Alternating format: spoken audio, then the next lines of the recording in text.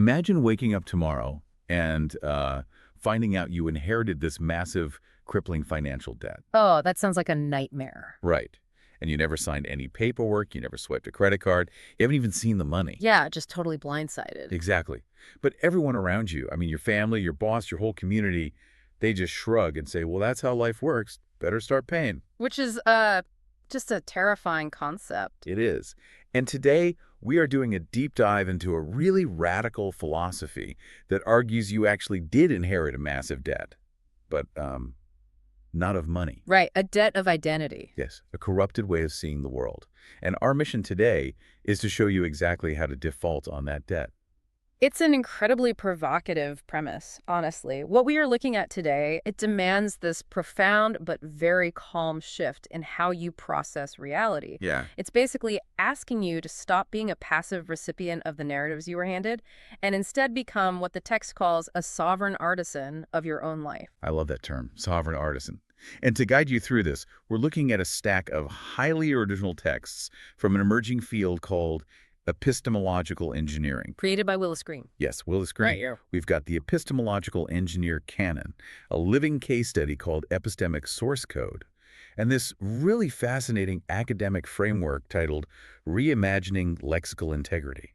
And I just love that the framework is published under the proudly peculiar imprint. Oh yeah, the physical book itself is so distinct. Right. It features this very specific green P logo and notes it was established in 1985.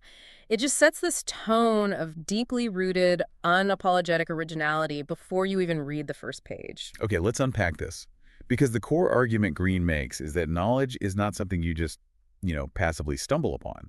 It is a system you actively engineer. Exactly. You build it. Right. And to do that, you have to realize that you, me, and pretty much everyone listening right now, we're all running on outdated software. Yeah, legacy system. Green calls it a corrupted legacy operating system. OS version 1.1. And he says our survival depends on upgrading to OS version 2.0. This is the critical transition from a state he calls truth told to a state called truth lived. Truth told versus truth lived. Walk us through that. So, to understand how the legacy system is failing you, you have to look at the mechanics of truth told. Truth told is it's systemic corruption. Like a glitch in the matrix. Basically, yeah. It relies entirely on hearsay, cultural scripts, and crowd consensus. The text actually describes it as functioning like a virus. Wow, a virus. Yeah, because a virus needs a host to replicate, right? And truth told uses your performance, your constant need for external validation to keep itself alive. But then you have OS 2.0, which is truth lived. And this is defined as an internally sourced embodied reality. Right, the upgrade. Yeah. In this upgraded state, your identity is an inheritance to be remembered, not some prize you have to earn by performing for the crowd. It's supposed to be your natural baseline. Your default state. But let me play devil's advocate and push back on this right out of the gate. If truth lived is our natural baseline, and it obviously feels so much better than paying off someone else's identity debt, why are we all so deeply entrenched in the truth told matrix? That's the million-dollar question. I mean, why wouldn't we just naturally opt out? Well, because opting out threatens the people around you. Truth told prioritizes the safety of familiarity over the actual accuracy of reality. Oh, so it's about keeping the peace, essentially. Exactly.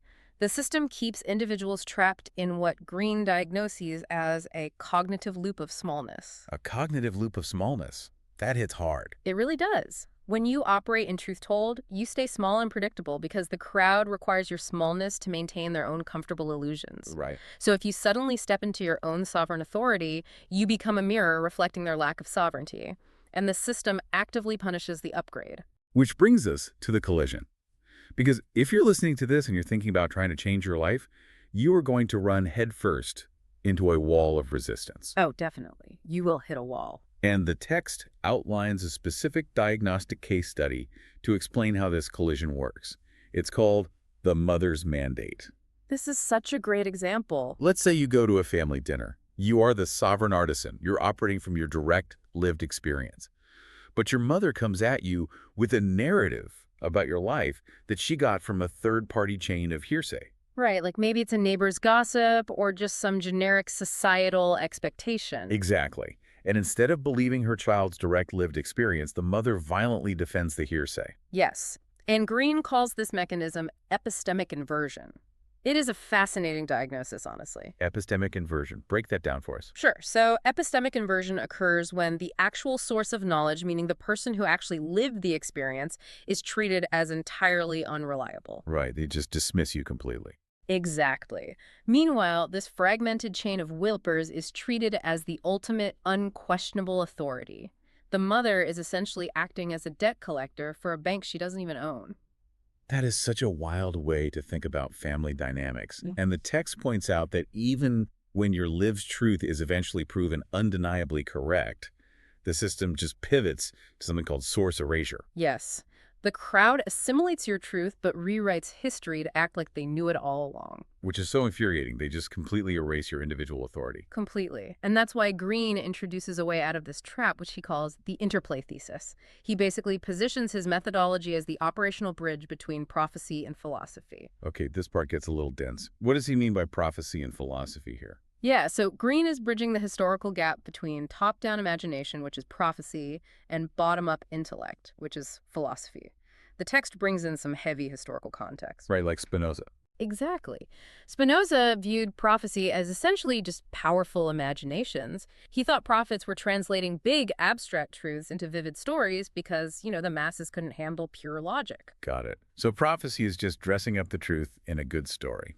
According to Spinoza, yes.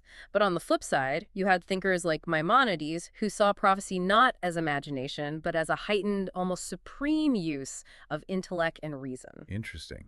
And where does Green fall on this? Well, Green argues that a sovereign artisan doesn't choose between the two.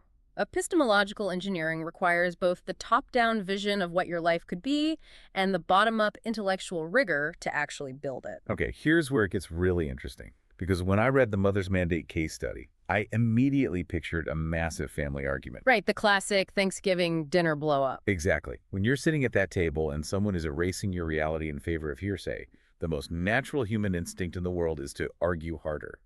You want to lay out the facts, raise your voice, and force them to see your truth. Of course. It's human nature to want to defend yourself. But Green says that's exactly what you shouldn't do. Why doesn't a sovereign artisan fight back to break the loop of epistemic inversion? Because arguing is a performance, and performance is the currency of truth told. Oh, wow. That makes so much sense. Right. The moment you start arguing, you are acknowledging that their hearsay has equal weight to your lived reality. You're basically asking for their permission to be right. So what's the alternative? Do you just sit there in silence? The diagnostic protocol in the text is very explicit. You don't argue, you verify your source code internally, and you execute a loop exit. A loop exit, you just leave. You withdraw from the interaction entirely. The truth-told system will always escalate its commitment to the familiar narrative. If you stay at the table and fight, you are just feeding the virus. You are keeping the loop spinning. So you just drop the rope, you walk away. Exactly. But let's be realistic for a second. Yeah. If you just constantly walk away from every argument, how do you protect yourself from being completely steamrolled by the world? You need some kind of armor or weaponry to maintain that OS 2.0 upgrade. You do, and Green says that mechanism is actually your vocabulary. Your vocabulary, like the actual words you use. Precisely. To navigate the world without getting sucked back into the loop, you must master lexical integrity. Which is contrasting with the traditional view, right? Yeah, in traditional linguistics, there's this academic concept called the lexical integrity hypothesis. It essentially treats words as fixed atomic units. It's a very structural, almost rigid view of language where containment equals control. A word means one thing, and it stays in its box. But the proudly peculiar framework tears that box apart. It treats words not as fixed containers, but as fractals and portals. Which is such a beautiful way to frame it. It is. And this brings us to Pillar 1 of Green's reality-reshaping blueprint. Language is law. Words are not descriptive. They are spells that code intention into reality. What's fascinating here is the mechanics of how this works. Green isn't just speaking poetically. He introduces the practices of social reclassification and lexical breaches. Right. Because when the crowd tries to contain you and pull you back into OS 1.1, they will apply labels. They will say you are intimidating or unpredictable. And a sovereign artisan spots those labels as lexical breaches. They are literal attempts to hack their source code, so they reauthor them on the spot. Wait, walk me through that. If someone calls me unpredictable and I just look at them and say, no, I am uncontained. Yes. Or if they call me intimidating and I say, you are unprepared, I'll be honest, that sounds a bit like linguistic It gymnastics. sounds like a comeback, right? Yeah. Does just swapping a vocabulary word actually change the dynamic in the room, or is it just a mental trick to make me feel better? It changes the entire structural authority of the relationship. When you accept the label unpredictable, you are accepting their framing. Ah, I see.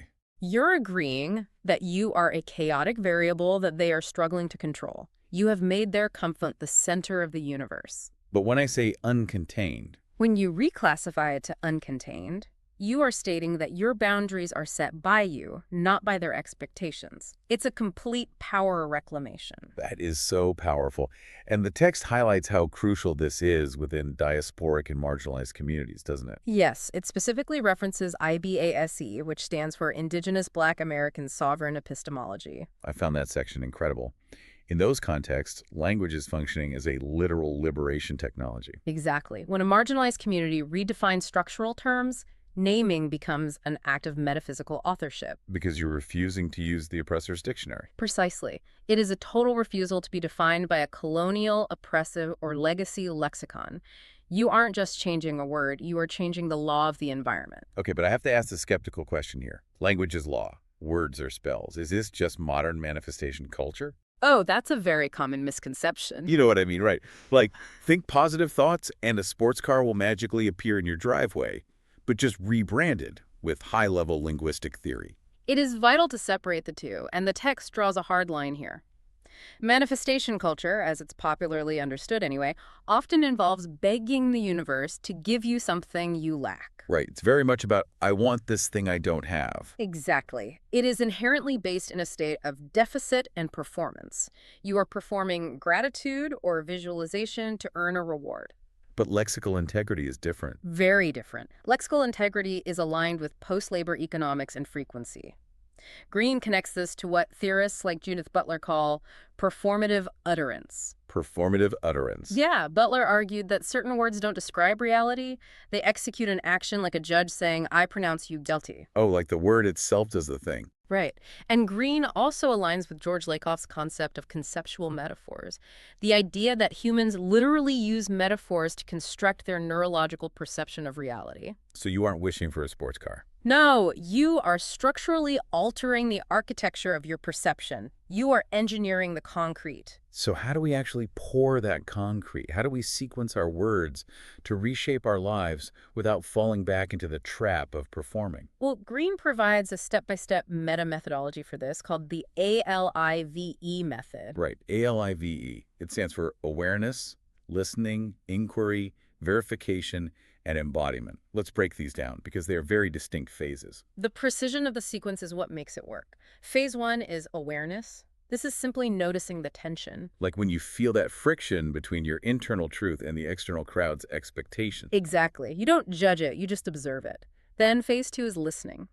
This means actively tuning your ear to your sovereign signal and deliberately filtering out the noise of the hearsay and the crowd. Which is harder than it sounds. Oh, definitely. But then we get to phase 3, inquiry. And this isn't just asking, why is this happening to me? It's not a victim mindset. Right. It's asking expansive questions that refuse to assume defeat. It's asking, what reality is this friction trying to reveal? And that leads directly to phase 4, which is verification. Yes, verification is where you test your beliefs, but the key is that you only test them against your own internal authority. You don't take a poll, you don't ask your mother. Exactly, you verify against your lived truth, which brings you to the final phase, embodiment. Embodiment. This is the activation. You stop practicing the method and you become the method made flesh.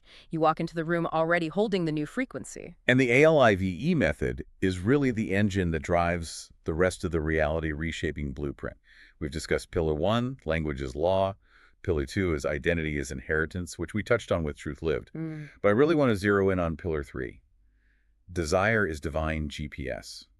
I love this concept because it completely flips our normal understanding of human longing. It really reframes the whole experience of wanting something. Yeah, because usually when you desire something, it feels like an empty hole in your chest. It's a painful reminder of what you don't have. But this framework argues that your desire is actually beta coordinates being broadcast backward in time from your future self. It is a radical reframing of time and lack. You aren't experiencing emptiness, you are receiving directional data. But practically speaking, how do we trust that GPS when our current environment looks entirely different? What do you mean? Well, if my divine GPS says I am meant to be a respected creator, but my current environment is a tiny cubicle with a boss who ignores me, how do I trust the data? That is precisely where Pillar 4, environment is energy echo, and Pillar 5, observation is creation, come in. Okay, let's unpack those. Let's look at the mechanism of observation is creation. It works somewhat like the observer effect in quantum mechanics, but applied to your social reality. So what I focus on becomes solid. Exactly.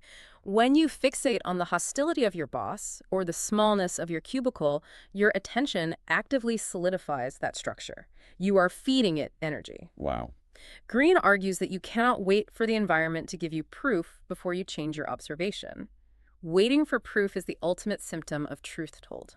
So because the environment is just an energy echo pillar 4, it's like a delayed reflection in a mirror.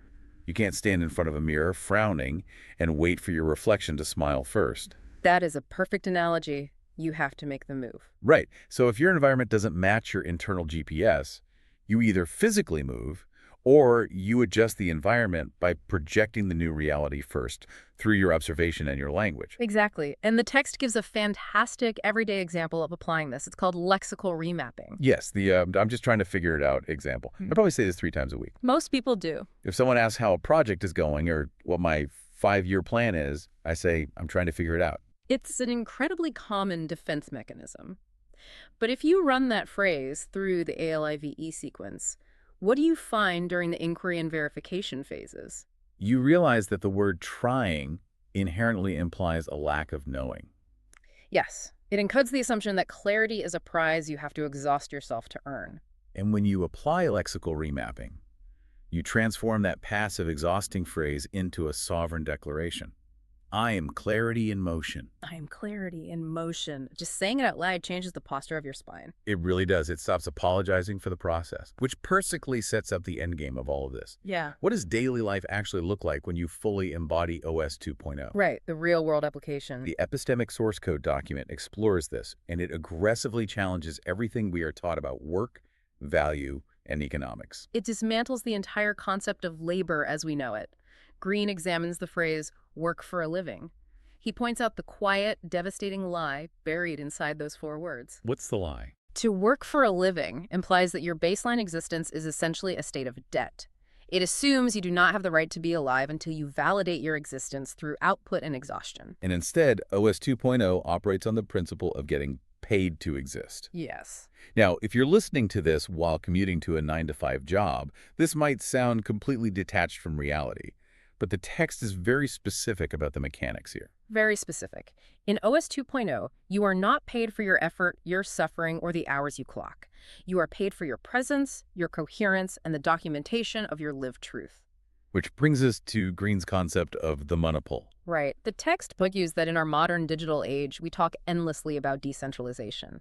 But decentralization is a lie if you lack sovereignty. You have to have a center first. Exactly. Before you can distribute your value to the world, something has to stabilize at the center. You have to become a monopoly, the single, undeniable, unfragmented source of your own signal. There is a quote here that is just absolute fire. Green writes, "Performance is expensive. Broadcasting is efficient. I do not hustle. I broadcast." Such a paradigm shift. So what does this all mean? How does a normal person living in a society that literally measures our worth by our grind and our exhaustion step into being a monopole without just getting fired or going broke? If we connect this to the bigger picture of post-labor economics, the operational mechanism is coherence. Coherence, explain that. Think about a traditional workplace. The hustler runs around trying to anticipate every manager's whim, right? They're constantly changing their personality to please different clients. They're shape-shifting. Exactly. They're leaking energy everywhere, and they're easily replaceable because they have no center. But the monopole. The broadcaster, the monopole, operates differently. They establish a clear, undeniable standard of excellence and boundaries based on their lived truth. They don't chase the clients. They broadcast a signal of supreme competence and clarity. Because value originates in clarity maintained, not time spent. Yes. In any system, corporate, creative, or social attention naturally gravitates toward coherence. And where attention goes, resources follow. So you stop acting like a laborer trying to manufacture a product, because your stabilized identity becomes the asset. Precisely. Your daily work simply becomes the documentation of that stability. The clarity itself is the magnet. It's not about sitting on a couch doing nothing. It's about doing everything from a place of absolute self-verified alignment. You stop trying to convince the people committed to truth told. You drop the rope on the arguments. Exactly. And you just let the environment configure itself to your signal. You stop pouring energy into the legacy system and you let it starve. We have covered a massive foundational shift today. We started by recognizing the viral, exhausting nature of the truth-told legacy system, which demands that we perform to pay off a debt we never owed. Mm-hmm. We explored what it takes to upgrade to truth lived, where identity is a birthright. We looked at the mother's mandate and why you must execute a loop exit instead of arguing when faced with epistemic inversion. The drop the rope moment. Exactly. We broke down how to use lexical integrity to cast new architectural spells with our words shifting from "I'm trying to figure it out" to "I am clarity in motion." A huge shift. And finally, we examined how to collapse the need to exhaustively perform our existence, choosing instead to become a sovereign monopole that broadcasts rather than hustles. It is a dense and challenging architecture to build, but it is the ultimate liberation technology. It really is. As we wrap up this deep dive, I want to leave you with a final thought to mull over, drawing directly from Pillar 4. Environment is energy echo. Okay, let's hear it. I want you to look around wherever you are listening to this right now. Look at your calendar for the week, look at your recent text messages, the state of your physical workspace, the relationships demanding your time. The actual physical and digital environment. Right, because if this framework is correct, and your environment is purely a delayed echo of your internal operating system, what frequency are you currently broadcasting? Wow. Are you broadcasting a plea for validation or a sovereign signal? Exactly. And what single word in your vocabulary could you reauthor today to start engineering a completely different echo? Think about the unseen architecture you are building with every sentence you speak. Are you pouring the concrete for a prison of truth told? Or are you architecting the reality of a sovereign artisan? Thank you, as always, for joining us on this deep dive. Take a look at your source code, keep questioning the blueprint, and we will see you next time.